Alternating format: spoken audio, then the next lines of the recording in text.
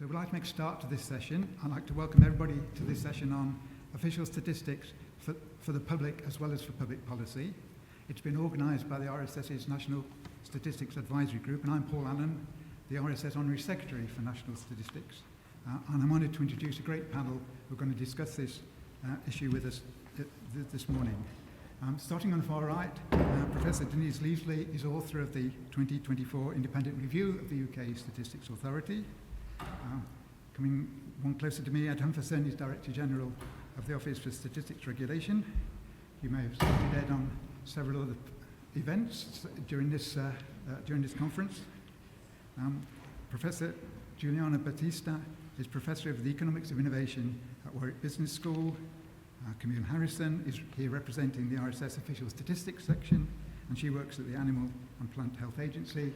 And closest to me, Ken Roy, former Head of Profession for Statistics at the Department for Environment, Food and Rural Affairs, Defra.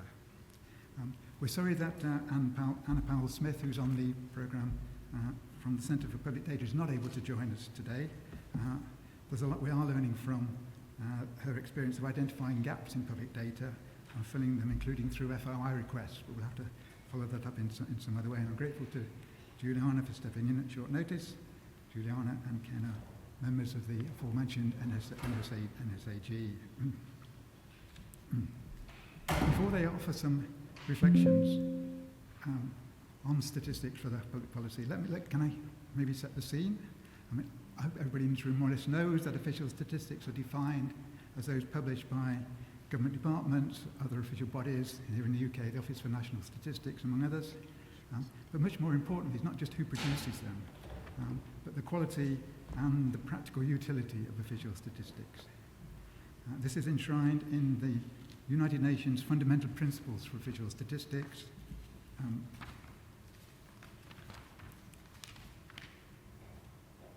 which are that official statistics should be seen as an indispensable element in the information system of a democratic society serving the government, business, and the public with data about the economic, social, and environmental, the economic, demographic, social, and environmental situation. In short, statistics for the public good. In this session, we'd like you to think big about the contribution that official statistics in the UK could and should make to our society, and reflect on where we are now. For example, how far do you think UK official statistics are holding up to an increasingly complex data ecosystem, lots of other data out there, and at a time when facts are questioned and re-evaluated. There are two key pieces of work that underpin this session. The recently completed independent review of the UK Statistics Authority by Professor Lievesley, and the RSS campaign for more public statistics, where the focus is on highlighting the questions to be answered in the public interest and then drawing on relevant data from other official and non-official sources, as well as the official designated statistics. We'd like to build on these two sets of ideas and explore what more needs to be done so that official statistics in the UK can create the most value for the people of this country, and then to touch on what the RSS might do in helping increase public good. We're here in the Clarence room, but we're actually also here in the UK parliamentary constituency of Brighton Pavilion. And so I'm delighted to be able to actually open the session by reading a statement from Caroline Lucas, who was the MP for Brighton Pavilion from 2010 to 2024. I think this captures really well why we are campaigning for more public statistics. Caroline Lucas says, "Throughout my time in politics, I firmly believed you've got to speak to people's emotions and tell compelling stories. This is how to win hearts and minds. Statistics are an important part of those stories too, a way of supporting the narrative, especially if they are meaningful to your audience and connect with them, not just percentages. So when issues are not on a government's agenda, it can be frustrating to find a gaping hole left by a lack of statistics. It's easy for ministers to claim there is no evidence of something, when in fact it's simply missing from the official statistical picture of the UK. As you already heard, the United Nations has a clear vision for statistics for the public good. The reality, Caroline Lucas goes on to say, in my experience, falls short of this. So often it is the needs and agendas of the government of the day that take precedence and influence the availability, frequency and detail of official statistics. Moreover, governments are not afraid of quoting official statistics in ways that, in their view, present them in the best light. For example, we recently had a Prime Minister who claimed economic success on the basis of 1 quarter's growth in the UK GDP figures, ignoring what had happened to the economy over recent years. And why focus just on GDP? It's widely recognised that GDP growth is not a measure of societal progress. It fails to count damage caused to the environment, to societies and people by market economy activities, as well as, for example, ignoring the contribution of volunteers, carers, and many others on whom we all rely. We need wider statistics to set economic figures in context to reflect our understanding that the economy, society, and the environment are all interrelated. In this instance, and countless others, discourse, debate, and public policy will be so much better if the public, businesses, the media, and local government had access to the same statistics as the government and at the same time. That would help to challenge misuse, hold government to account, tell more compelling and accurate stories, as well as meet the UN's goal of better serving democracy. So I was heartened to hear that the RSS is campaigning for more public statistics, to pivot official statistic processes towards identifying and addressing questions. Then we can look for relevant and reliable statistics rather than being restricted to the available official statistics with their limitations and gaps. Looking around, we seem to be awash with data, and we're living in an age in which experts are derided and mistrusted, one in which myths and lies go viral at the drop of a hat and take decades to dispel. What's surely needed is a more trusted way of promoting the public good, a wider range of reliable sources that we can all confidently draw on and know to be independent. That sounds like the real mission of official statistical organisations and much closer to the UN vision. The foundations for well-grounded stories that help to address our concerns and issues. Caroline Lucas concludes by saying, official statistics are important to our democracy. I'm sorry I can't be with you today to discuss them. I send my best wishes for a productive conference session, which I hope will encourage and enable the RSS to take further its campaign for more public statistics for the public, as well as for public policy. I think that was very inspiring. I'm very grateful to Caroline Lucas for providing that statement. But let me now turn to the panel for their reflections on public statistics for the public as well as for public policy. And first, I'll turn to Denise Lievesley. Denise, I think you addressed this issue a little bit in your review. Maybe you'd like to say a bit about that and other things that come to your mind. Thank you.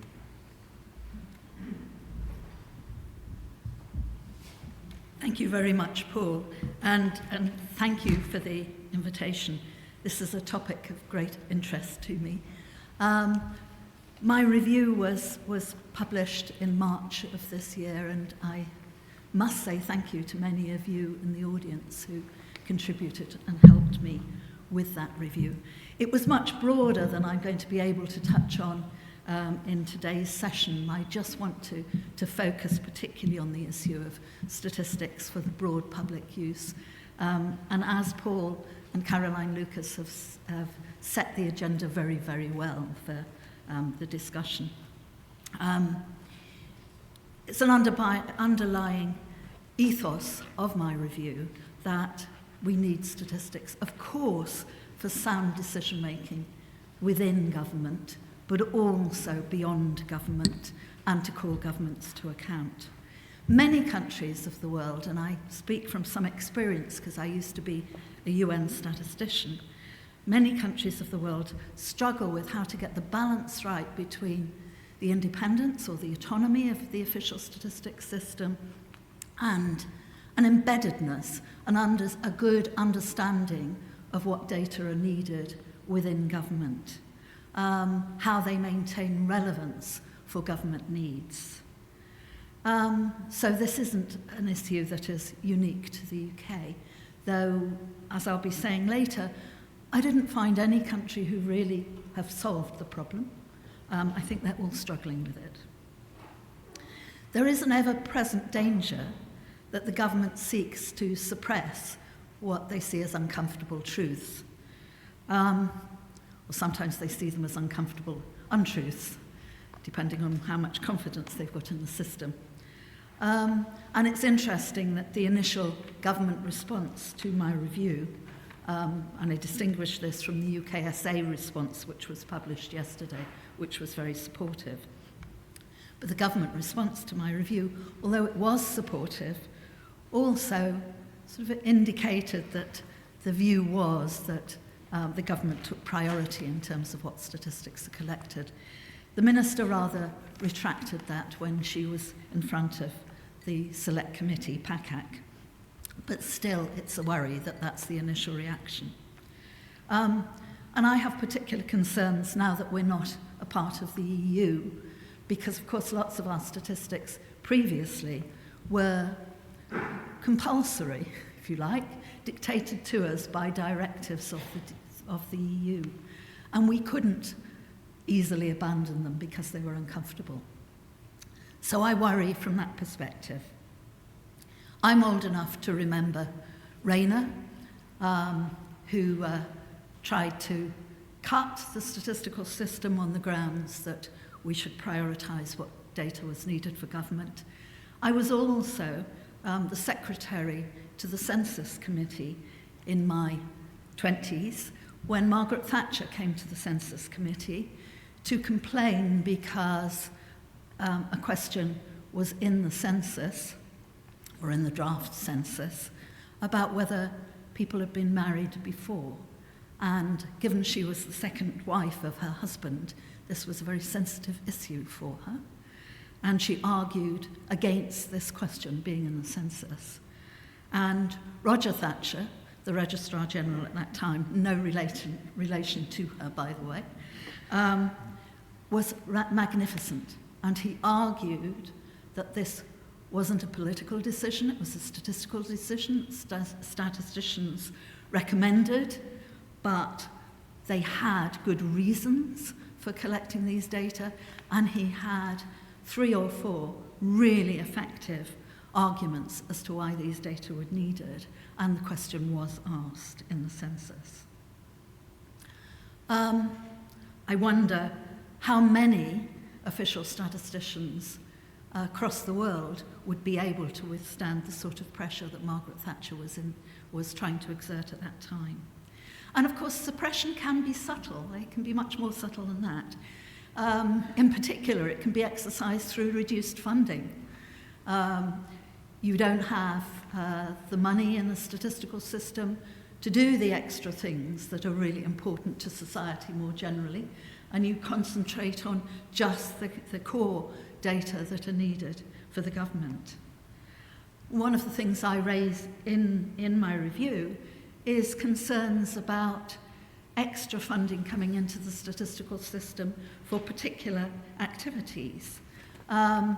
In particular, when extra funding comes in for things that seem, it's okay, thank you, I don't need it, thank you anyway. Extra things come in for particular exciting new statistical activities at the expense of those things that seem to be more routine but are absolutely fundamental. So I don't think we properly address the opportunity cost, the fact that the statistical system can't quickly expand and contract according to the funding. We've made significant progress in this country to protect the integrity of statistics that are collected.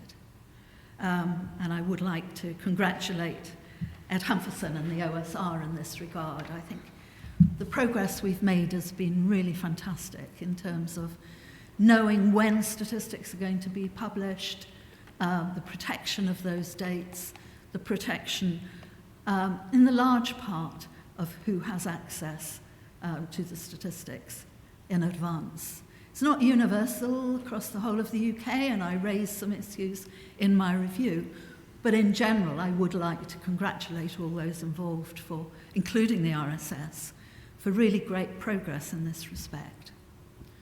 So the integrity of the statistics that are collected, I have a lot more confidence in than I have had in the past. But users both inside and outside government complained to me that they didn't know how the statistical agenda was set. They didn't know how priorities were made. They didn't know how to influence that agenda. It isn't that the statistical system doesn't pay attention to users. In fact, you might say that a very, very large proportion of resources go towards user engagement. But it's a very complex web of user engagement. It's very fragmented. And there certainly is a sense, and I think with some justification, that some insiders get a bigger voice than others. And that has, to some extent, been exacerbated by the lack of transparency of the advisory committees to the National Statistician. And I'm really pleased that changes are taking place, have taken place and are taking place to make that a more open and transparent process. But I would still argue, even though those committees and the overriding committee are really important, that more fundamental change is needed. And therefore, I propose that we should have a statistical assembly. The UKSA responded to my review yesterday at 2:00, and they welcomed the recommendation of an assembly, and they talked about the plans they are making for this first assembly, which is great. So I've suggested that the assembly should be every 3 years.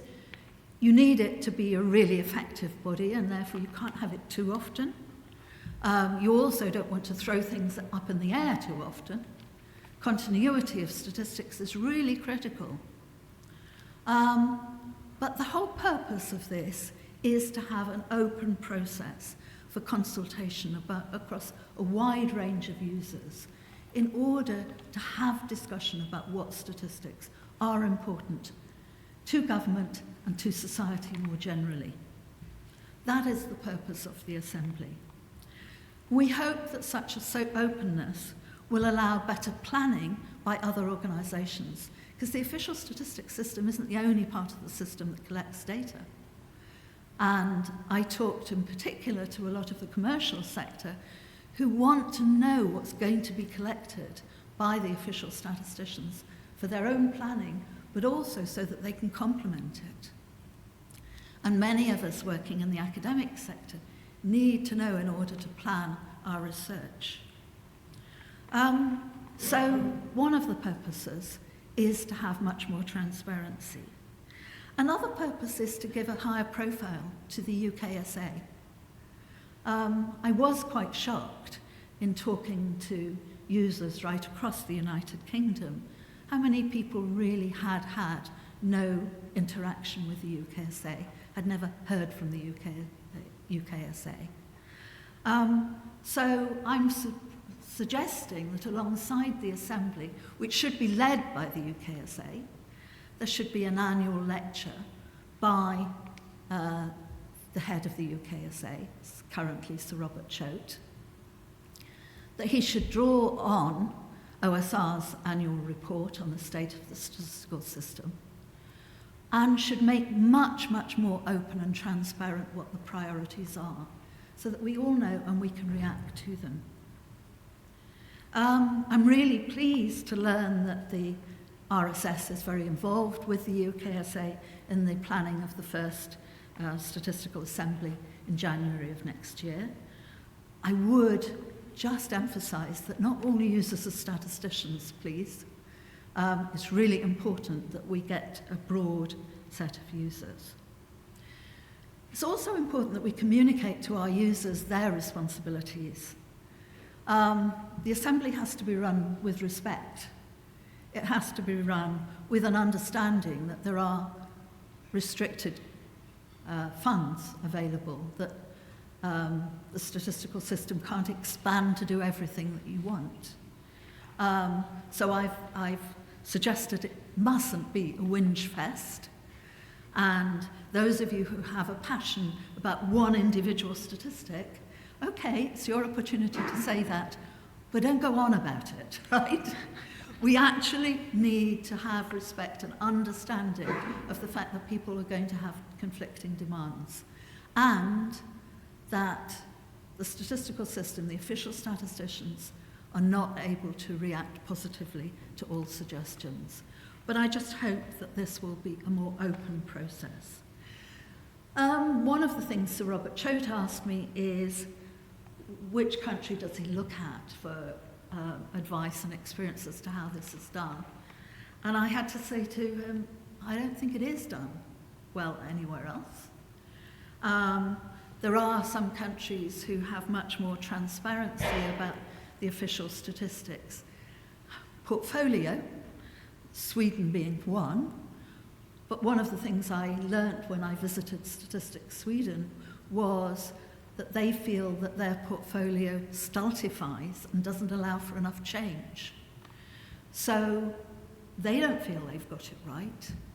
And even countries such as Canada, which has a really great statistical system, users in Canada, and I lived in Canada for 4 years, so I do know from experience, users in Canada don't feel that they can influence what is collected or even how it's collected.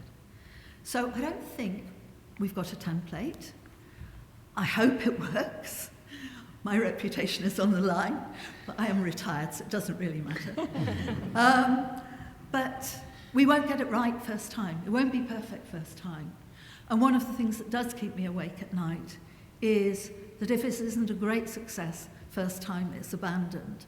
I hope that if it isn't a great success first time, and I speak to the RSS president as well as to the UKSA, I hope we'll learn from it and do it better again, because I am convinced that this is a way in which we spread our understanding of the user's needs and actually get much more openness, much more transparency, much more engagement over what the statistical agenda is. Thank you.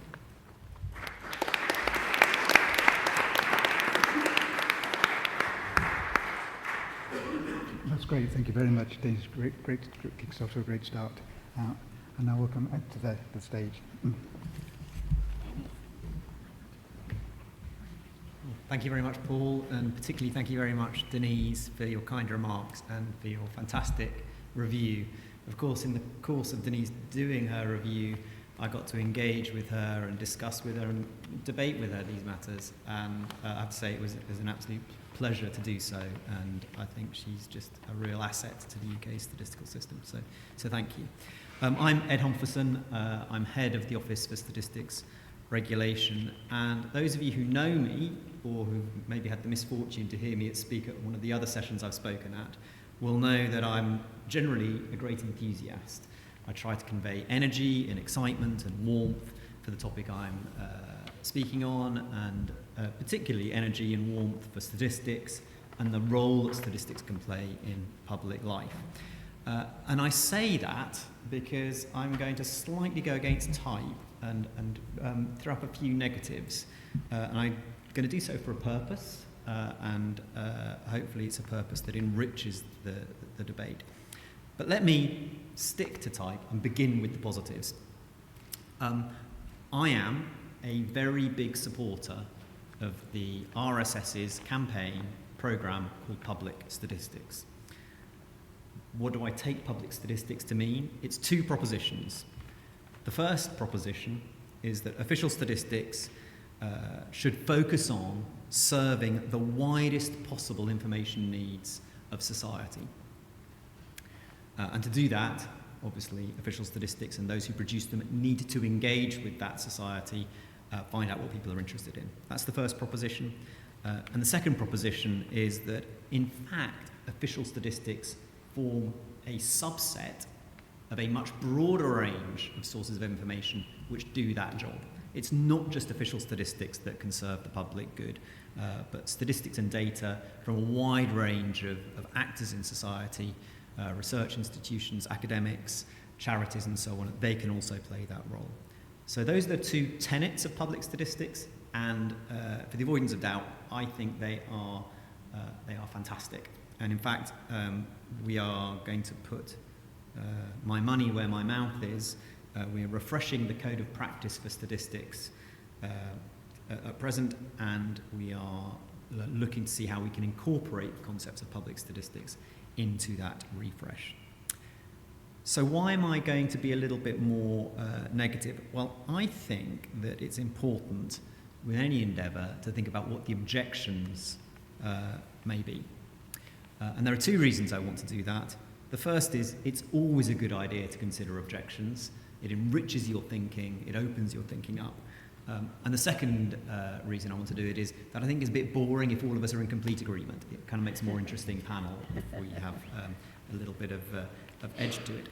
So I've thought of 4 personas who might not like the idea of public statistics, and I'm going to express what I imagine those 4 personas would say about public statistics. My first persona is a policymaker, someone who works at the Treasury or the Cabinet Office or maybe the Bank of England. And they might say that the purpose of statistics is to enable central macro decision makers to make decisions. The purpose of statistics is not to enable this sort of rather woolly idea of public discourse. It's to enable us, the central decision makers, to make decisions. And Denise alluded to this. This is a doctrine which goes back many years to a review conducted in the 1980s under the Thatcher government. I never named the review. I think it's, for the official statistician, it's like the Voldemort. That should never be named. Denise did name it, but I'm not going to.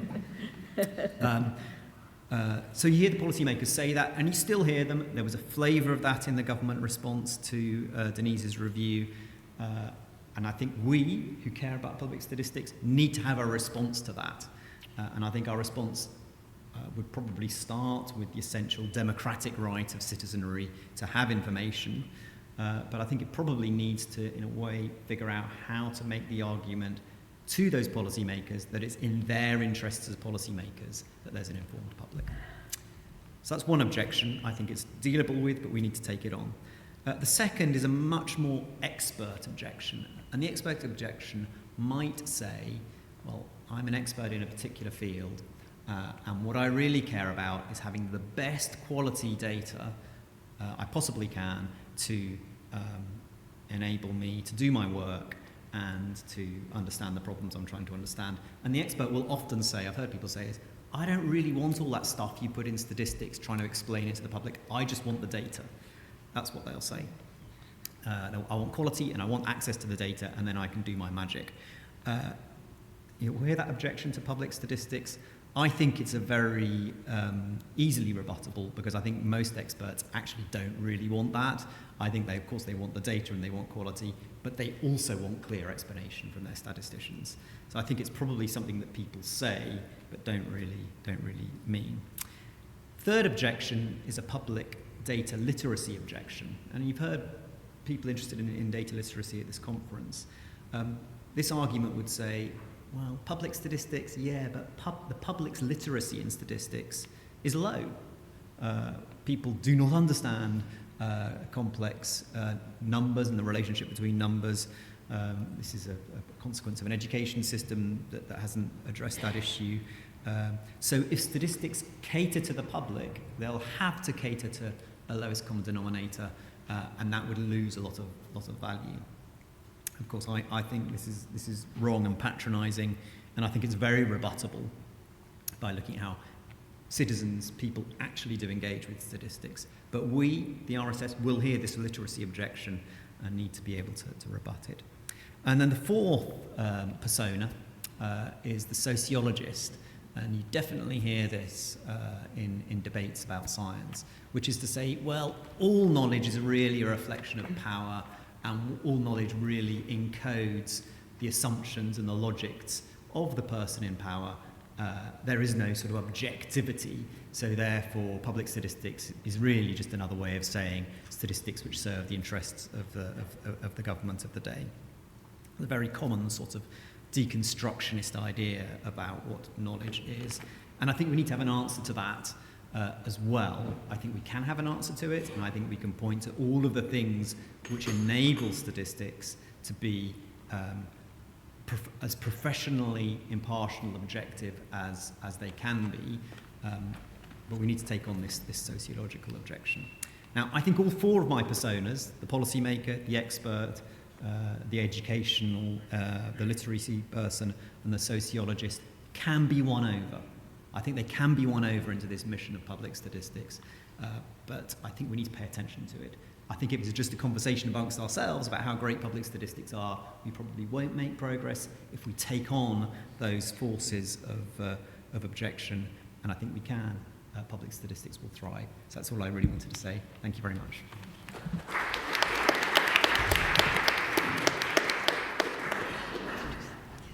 Thank you, Edna. That's a timely reminder that we're debating this, not kind of just treating it as a kind of publicity exercise. Really genuine, and which reminds me to say what I said earlier. We're going to have discussion after this. So that, we want to hear your views and respond to them, comments and questions that you have them. But meanwhile, back to Giuliana. Thank you. I'm here to share my experiences. I've got very hats in my real life. So one is academics. I'm an economic statistician. I work with economics and business data. And I also lead the British Network Industrial Economy. So I know a lot, and we are those that work with the nitty-gritty of we need a very fine granularity, a firm level, in household level, individual behavior, and then we draw policy guidelines in parallel to the government, what the government does. And we are very much exposed to the data collection. Actually, some of my colleagues say something, if you can measure, it doesn't exist. Anything, you can have an idea, if you can measure, it doesn't exist, or at least you can't prove that it exists. So we are very focused on the methodologies, but also on the nature of the data that we need. And with this respect, the ONS has done, ONS and GSS, the General Statistical Services, have done really a lot of work trying to increase the timeliness of statistics.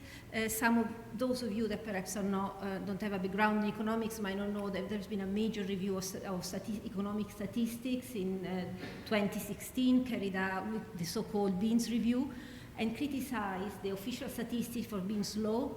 They used to publish data, provisional data, final figures were published after 3 months, and you can imagine for policymaking, deciding on the economy 3 months before rather than now, it didn't make sense. So, and also the competition with other alternative data sources, data science. We all scrape the internet now. There isn't a shortage of data.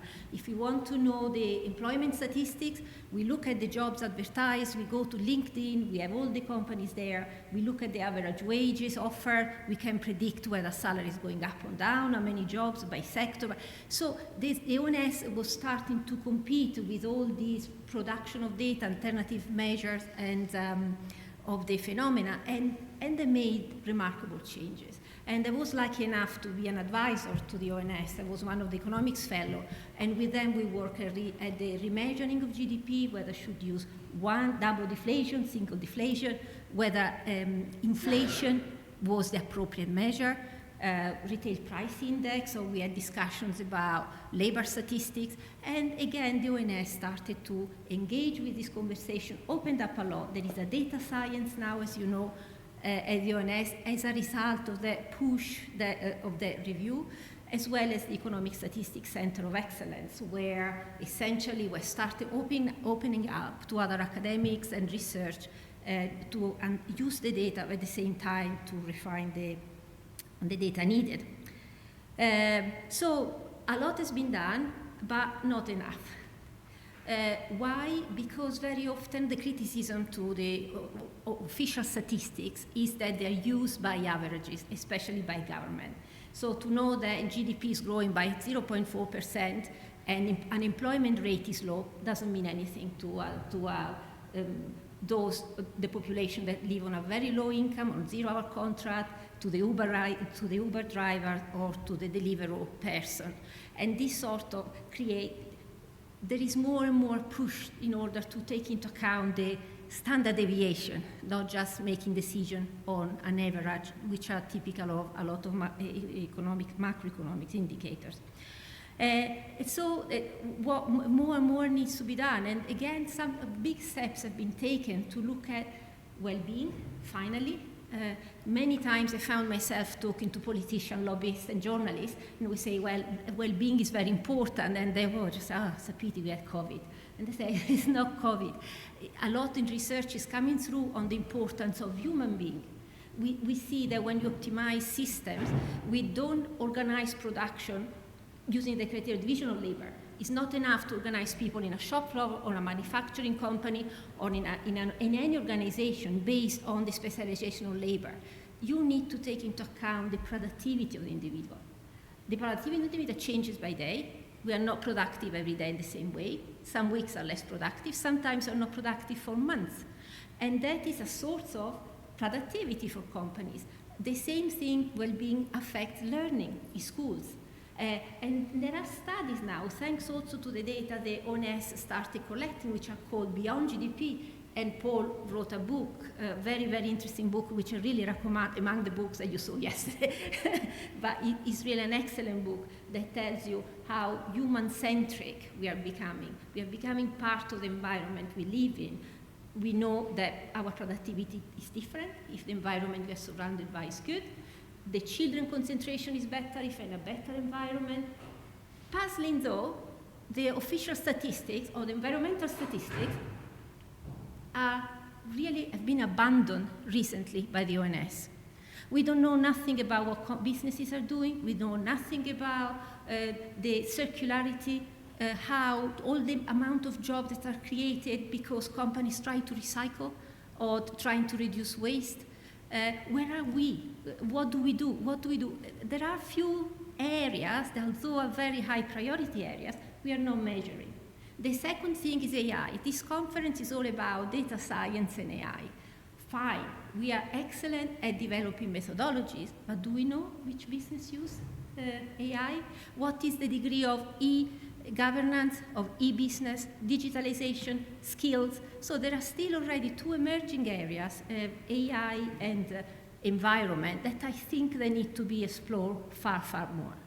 Is it part of the lack of industrial strategy that we had for a long time? If we, unpleasant truth that we want, sometimes we hint at, is it because it's not government priority or is because stretch of resources? The suggestion of Denise is really welcome. We really need to not play the catch-up game with the data collection. We really need to be ahead, thinking 5 years' time, where are we? Other major challenges, which I think is for official statistics, are we using, how many of you use official statistics in your data, in your study? I started using less and less because I can scrape the internet. I need to know how many companies are engaging in sustainability. I go to the website, I look at the annual report, I use qualitative techniques. That is something else that the ONS should be very aware of. It's not just AI, but it's also the merger of qualitative and quantitative techniques, sentiment analysis, distance of words used on the annual report. I match it with the financial data, and I can predict where the sector is going, what the companies are doing. And so the official statistics has to juggle across all of this, what we call statistics for the public good. So statistics and then can be used to inform government, that can inform civil society. The publications of the ONS about loneliness is very important. It's not a traditional economics indicator, but loneliness affects severely older people. And older people, if they feel better, they spend less time in an NHS hospital, occupying NHS bed. So we really need to think more broadly, and as I said, a statistical assembly or a council that keep monitoring. And I know also the work of the GSS has been remarkable, but this raises question of the challenges that official statistics need to transition into the future. Methodologically, the nature of data, the issues that they want to tackle. And I finished. Okay.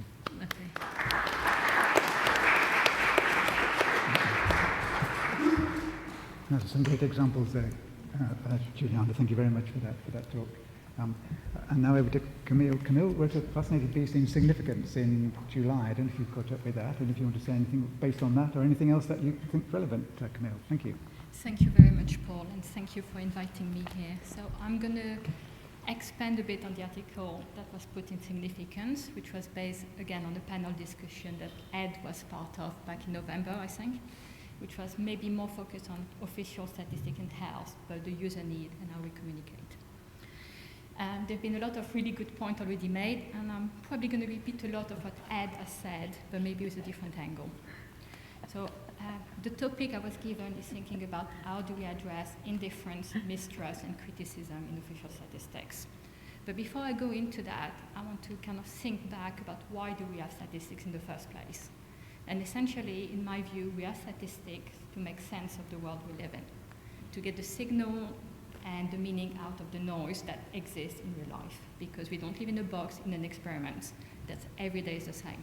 There is variability, and also without variability, there'd be no statistics, because there'd be no methods to do statistics with. And I think that consequence of that is that statistics is not an exact science. It's not like math. Yes, we have mathematical notation, and we have numbers, but essentially, to one question, you can have a multiple selection of answers. And there won't be one correct, true answer in that sense. There will be multiple depending on the angle. And to me, that might be why we have sort of misguided or misunderstanding of what official statistics are for.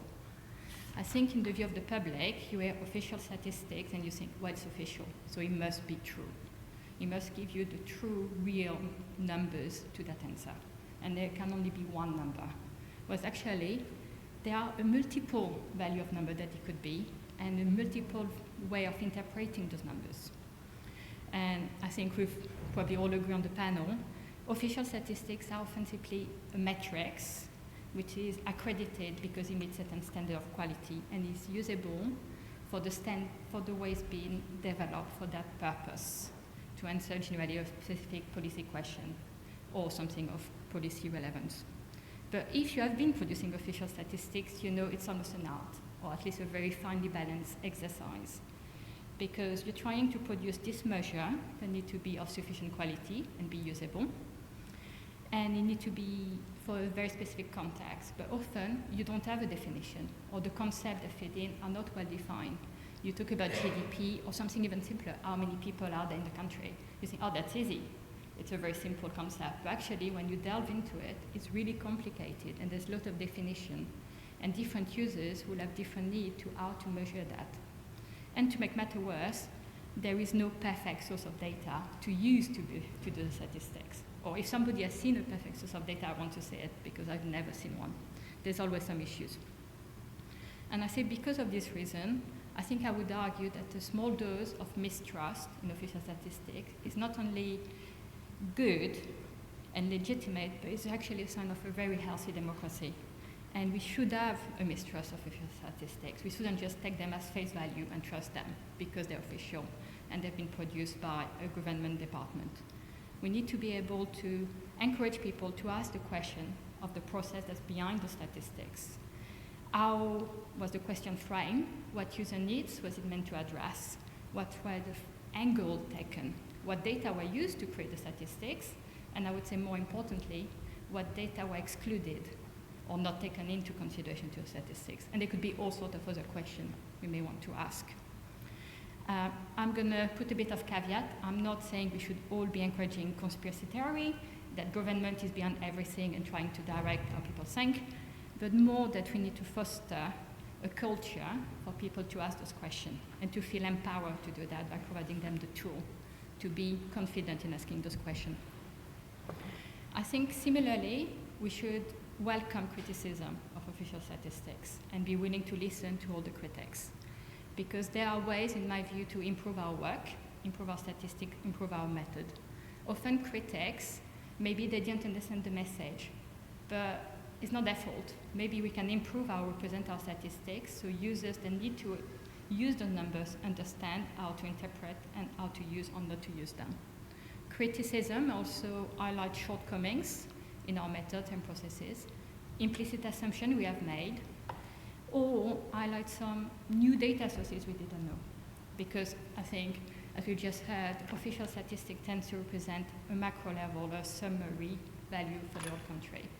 But reality varies depending on where you are and your own personal view on things. Everybody has a different perception of reality depending on where they are. And they live the same phenomenon in a different way because they have access to different data. They're living data. And if we talk to them, we might realize that there are other data sources we didn't know about that we could use to improve our statistics. And on a very basic level, there may also criticism highlight that we are not meeting user needs, or not all the user needs. There could be a different question or different user needs we didn't think about, and we might want to include. And I would say, and I'm probably the first one to say, we statisticians are human. Some people might think we're kind of magic, but we're not. We're really human. And we can make mistakes like everybody else. And we're also prone to our own biases. We all are preferred statistical methods, which is my own bias. I love regression, so I always go to that. Some people have different statistical methods they prefer. And that influences the result of our work. And we need to acknowledge that and be willing to talk about it. So in short, I'm not afraid about criticism or mistrust in official statistics. I think they're great. The one thing that worries me is indifference. I think we should fight really hard against indifference of people in official statistics. Because in my view, statistics are vital for society and for individuals alike, because they enable us to make informed decisions, because everything is a trade-off in life. Where do you send your kids to school? You look at your stat table. But what are the numbers collected there? Which houses do you buy? How do you plan for your retirement? We need statistics everywhere, and we need to be able to understand that.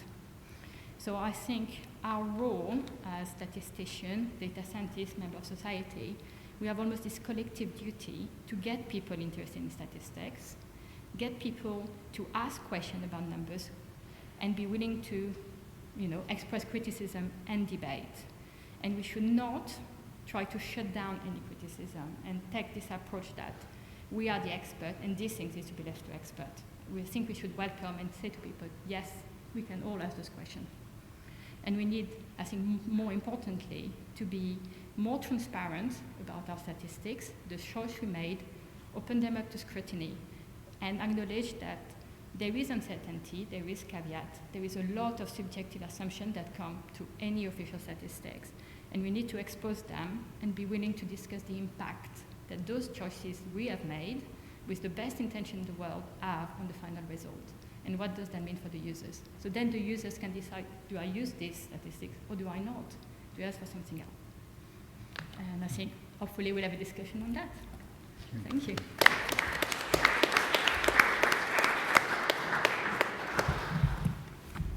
Oh, that's great, Camille. Thanks so much. Last but by no means least, Ken, you're going to offer a few words as well. You want this to wonderful. Yeah, I'll just take this. I think that's up the line. I have it walk around a little bit. So I'm Ken Ryan. I used to be inside the bubble of the UK official statistics system. Actually, I'm just remembering, a friend of mine looked up my age. I'm writing about official stats. So he looked up Honorary statistics. He said, there's all this correspondence of the internet, this chap called Humpherson, saying, how come your stats is so rubbish? So that was my entry into the stuff. So that what you think that was I can do a bit thinking, writing, researching about official statistics systems. I think that's really what this conversation is about. It's kind of about what kind of future statistics system goes on to the UK. And so I've got to talk a little bit about the context of that conversation, a little bit about what might characteristics be of a healthy system, and a little bit at the end about this conversation behind the census taking forward. So in terms of the context, I mean, everyone said it in different ways, but I don't think we should stop saying that official statistics are important. They matter to societies. That's what I would say to healthy societies, the learning societies. So I like to start there because sometimes you get into the detail. And I think the other important bit of context is that it's quite a timely conversation we're having. And Denise referenced this. This isn't the UK only conversation. Systems across the world are saying, oh, the world is changing around official statistics. How do we respond to that? And I saw this a little at a more production level. I'm going to talk about money at some point. I don't have money, but going to the level of a production team, checking out official stats, my sense of more and more hard choices. What data shall I use? Survey data, administrative data, synthetic data, what methodologies should I use? When I'm communicating, should I make a video? Should I go on social media? What channels and platforms should I use? Which users am I really thinking of? How much should I listen to them? Which misuse should I challenge? Which should I ignore? There's a lot of choices. And therefore, this conversation to me is about setting a direction that might help us answer some of these questions. It's also timely, either because of Denise's great review, but also in the UK, and that context, it just so happens that the UK Statistics Authority will be writing a new strategy, if they're on time, or then next year. So there's an opportunity to start free what kind of official statistics system we want in the UK. So this is an important conversation, and I think it's a timely conversation. So, characteristics of a healthy system. What does a healthy official statistics system look like? And I came back to something about value, which is, I think we start by having a shared story about the value that the system is contributing to society. And I think they have the building blocks of our shared story, but actually there are heuristics. And that's really what the public statistics thing starts to eliminate. As everyone in this room has done, I spend a lot of time reading strategies and corporate plans from international statistical organizations. We are educated. So I've read quite a lot. And there are common threads when you read strategy of statistic firms or statistics Broadway or I think this the Philippines one that's got quote in the Bible. So the common thread, often people refer to the fundamental principles of official statistics, but there are differences which I think are not just rhetorical. So I usually call out ones I like. I like Statistics Ireland. Their strapline is, independent insights for all interest. Now that's different to a strapline that says decision making for government. So would they, but there are other systems that say that. Well, also it's Iceland did say, we're about the oral society. So this is my point is, there are choices about stories to tell about the value of official statistics. And I think part of the value the public statistics campaign is trying to get us to think about that, maybe ungiving to start telling similar story about the value of official statistics. So I think value is really important. I think the distinctiveness is important. That Ed knows this, one of my themes, you get themes, is there's almost no numbers about official statistics. There's lots of official statistics, but you start looking around for, well, just basic numbers, how much of this. And indeed, in the Battisti's recent report from the UK statistical system, they point out quite fair, but there are no numbers on the government statistical service, which by myself produces 1/6 of all of the outputs of the UK statistical system. So there's not a lot of numbers, but if there had been numbers in 90s,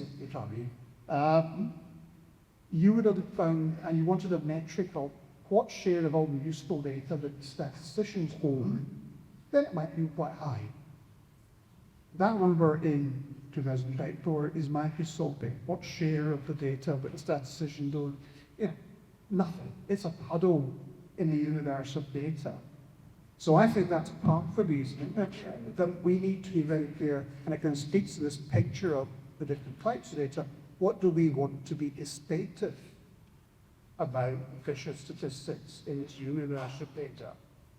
Now, I would say this distinctness will be built on things like their constitutional role, but I think it will also be built on the legitimacy of that portfolio, which I think goes back to the, if someone asks, why are you measuring that? The answer isn't just because we've always done it or because it's what the minister wants. There's a legitimacy to what we choose to measure. And I think that's something that I hope this just consently will move us towards. There's also bit, and I think it's been said, but the challengeability is really important. I'm not sure the word, but you kind of know what I mean. Because a healthy system is open to the other voices. And it might be a technical challenge about inflation or whatever, but a healthy system listens and responds. That to me is a characteristic, and maybe that's what differentiates UK officials to seek the future from an executive and super use. The challengeability, I think, is really important. So these kind of things, I think that's part of the conversation. What do we want to keep distinctive about official statistics? I would support regularity, actually. That's how we set the conversation. And my final characteristic of the system as a whole is curiosity. Which triggered the thought when I saw it's in Harvard presentation. Now, mostly I decided to spend some time thinking about researching official statistics systems, so I'm quite curious. And so maybe this should be looking around, how come everyone's not as curious as I am? But I don't think we're very curious sometimes about the system, and my hastened point here is, and again, I will be shorthand too. So whenever it was, ever this year, there was the public convenience official statistics report that comes out. A match asks questions, survey that asks questions, in public trust, the sex. Mainly, as ONS focus was a separate conversation. Anyway, there's a couple of comments. I think the RSS mind commented, I think sort of joke comments. It's along the lines of, we're glad that people still trust the statisticians more than politicians. Yeah, not a hard about. But I think there's a lot of curiosity about it. Because I answer that, I came up with that. So I would keep the data tables that that's and chucked out. Well, so it would transpire, and I would say significant, but there are notable differences that tell us that young people are less trusting of official statistics. Women are less trusting of official statistics. Not saying any conversation. And I don't feel curious about it, and I think we should. So there's something about a healthy system. I think this plays a new future side in its nature. We have to keep curious because the nature of use is changing, the nature of commerce is changing, society is changing. We think about that all the time. I don't think the current system is curious enough about what's changing. So they're my characteristics of what I can help the system. I'd be a system about clear story about value, clear sense of its distinctiveness, and ongoing curiosity about how the world continues to change. So that brings us into this conversation, and part of the spec, what's the role of the ISS? And there is a basic role of the ISS is to continue to deliver, official statistics are public service. And if we pay attention, that public services are not going to be having a lot of money. I mean, I had a lot of money for a while. And you need outside independent voices making the case that this thing matters. Very basic, but without it, lots of bad things happen. And part of that maybe the case isn't just we like the things that come there. Part of that making case is there's levels of unmet need and therefore undelivered value that could be aimed by entries to the system. So I think that's really one of the values of public statistics campaign. And as I do start today, it fits us back to that conversation that we'll now have. What kind of official statistics system do you want? And today, in this interesting sideline that I presumably, one of the thoughts I had was, I wonder if there's a PhD in this. I had to live with that for a while, and I found my favourite topic for a future PhD. I only one small example, which was that the next time to write its PhD was probably 2040. Okay. Because what I was thinking is, in 2040, and this is a global thing, different statistics will then up in 2080. You can already see some statistics now. The Statistics Agency are also the data steward for the public sector. That's a very different thing as choice. By 2040, I reckon there'll be different places, different systems end up. Some of you might have got success, but some not. And to come back to this conversation, I like to think that where the UK ambitious system ends up is a result of thoughtful choice rather than it was just these random factors that would be drawn. I think that's the value in this conversation to me. But other hands.